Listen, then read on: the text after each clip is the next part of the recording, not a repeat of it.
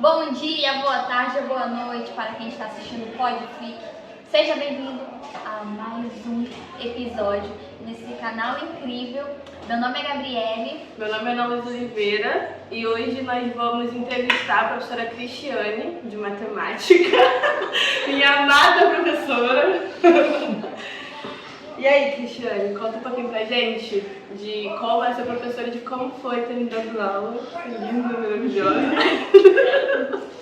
Então, vamos lá. Como a Ana falou, meu nome é Cristiane, eu sou professora de matemática. Já há 20 anos na profissão, como professora de matemática, óbvio. Mas antes de ser professora de matemática, eu fui técnica em química, né? Mas não me realizei como técnica em química. E aí resolvi fazer a faculdade de matemática para lecionar e me encontrei como professora. Nessa escola, no CIEP, eu estou há 19 anos, trabalho em outras escolas também e costumo dizer que o magistério para mim é uma gratidão muito grande. Quando eu encontro pessoas que já passaram por mim, que já foram meus alunos, e que hoje em dia estão formados, encaminhados. Então eu acho que assim, a grande gratificação do professor é essa. A gente sabe que o professor, infelizmente, no Brasil, ele não é remunerado como deveria. E por isso, muitos de nós acabamos trabalhando excessivamente e acabamos ficando muito exaustos.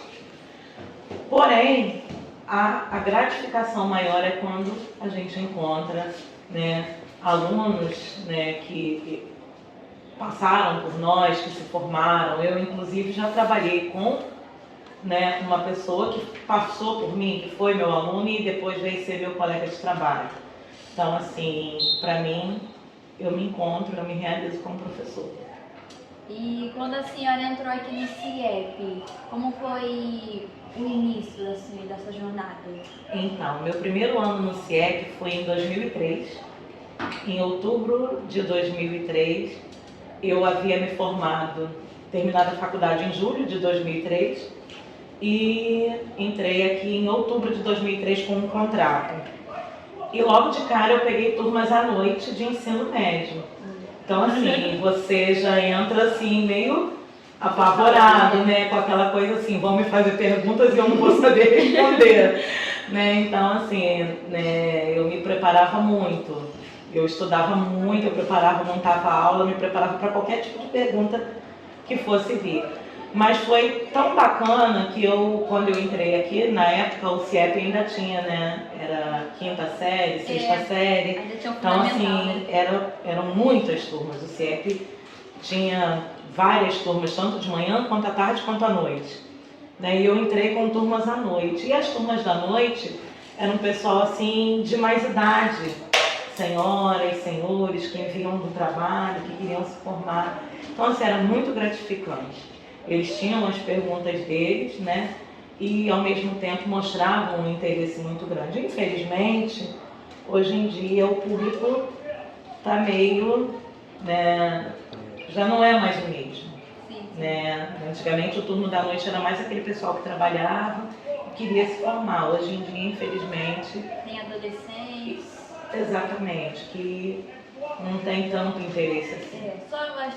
Só ficam ansiosos para terminar e é isso. Isso aí. E qual foi a escola que mais marcou a senhora? Essa? Aqui é a minha segunda casa. Então esse aqui tem o seu coração? Tem. É a sua marca? A minha marca. Aí eu entrei aqui, como eu falei, em 2003 com um contrato. Em 2007 eu fiz o concurso. Passei no concurso e entrei como efetiva em 2008. Mas de 2003 a 2007 eu trabalhei todos os anos com contrato. Então, assim, praticamente foi a minha primeira escola, entre aspas, porque a primeira foi uma particular, mas eu trabalhei 6 meses só. E essa é a minha escola de preparação. E nesses anos todos que você está trabalhando como professora, você já teve alguma situação difícil, alguma situação complicada que você, sabe, que deu ruim, assim? Tive sim. Como eu disse, trabalho em outras escolas também.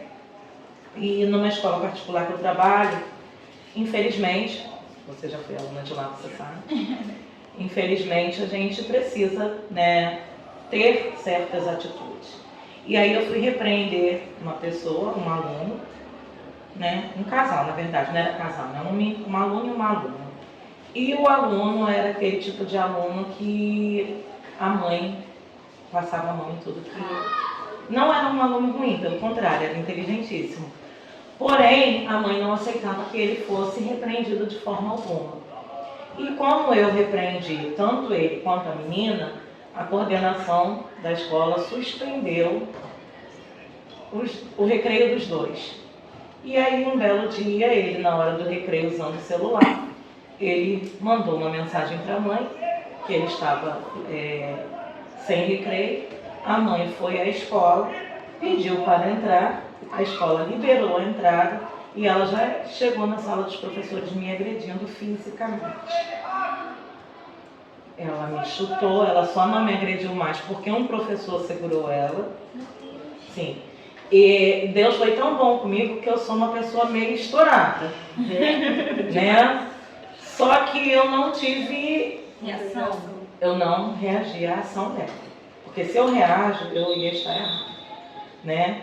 E aí eu só chorava depois, chorava de nervoso, de raiva, por não ter reagido, né? E naquela mesma hora eu liguei pro meu irmão, eu tenho um irmão que é policial, e meu irmão falou pra mim, pega suas coisas e vai embora agora direto pra 66 e faz uma queixa-crime. E foi o que eu fiz. A escola tentou me convencer a não dar parte. Claro, né? Podia acabar com e a assim imagem já da tá a imagem da escola. escola. Mas eu saí de lá na mesma hora, fui pra delegacia e dei a parte. A mãe do menino em questão, quando soube que eu tinha dado a parte, fez uma ocorrência contra mim dizendo que eu perseguia o filho dela. Um ano depois, no dia um pouco antes do dia dos professores, eu recebi uma intimação que era para mim comparecer ao fórum. Eu achando que era da parte que eu tinha feito contra ela. Foi aí que eu fui descobrir que ela fez uma parte contra mim dizendo que eu perseguia o filho dela. Só que eu já dava aula para ele há 2 anos, entendeu? Nunca tinha tido problema nenhum com ele. E aí eu procurei um advogado.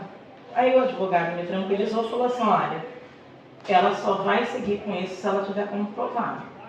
E aí eu levei testemunhas da escola, que conheciam o meu trabalho, porque eu já trabalho lá também há bastante tempo.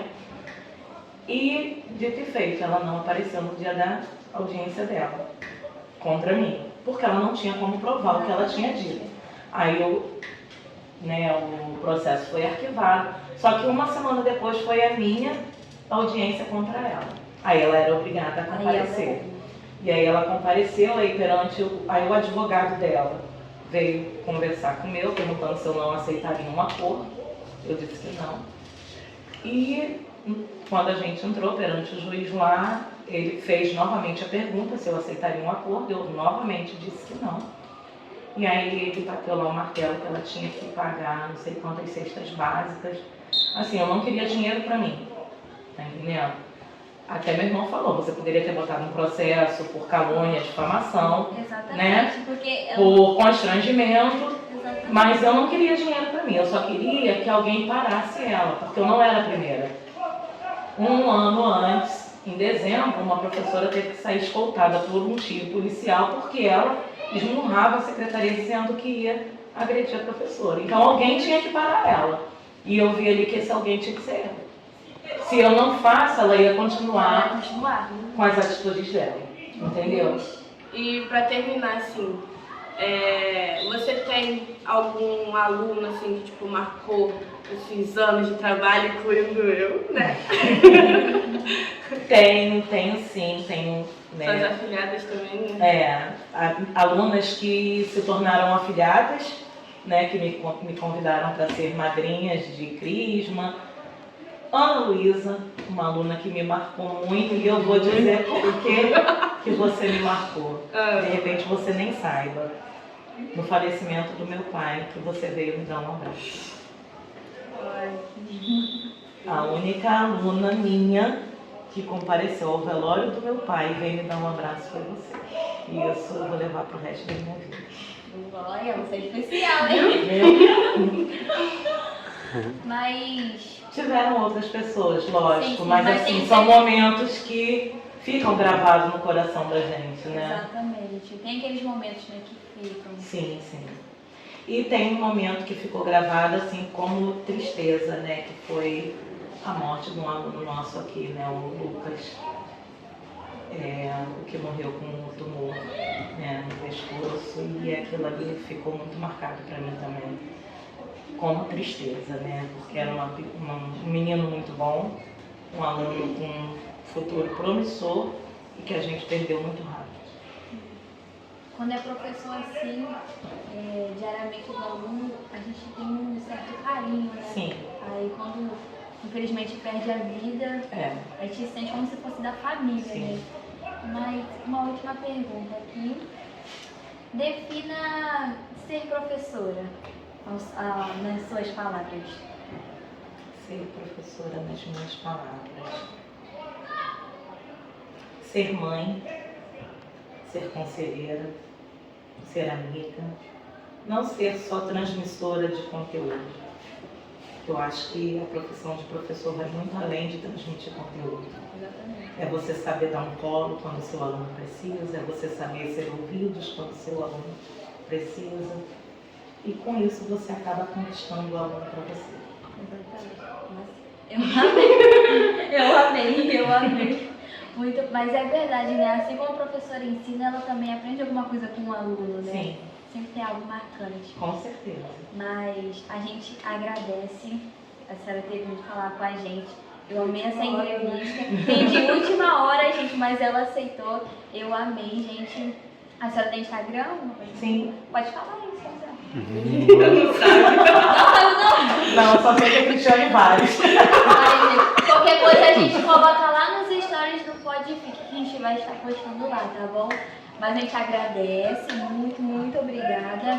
E, gente, até a próxima. Se inscreve, dê o like, compartilha aí, porque essa entrevista foi incrível. Essa última pergunta até me pegou, né? Eu vi, mas me pegou. Muito obrigada, gente. Tchau. Tchau.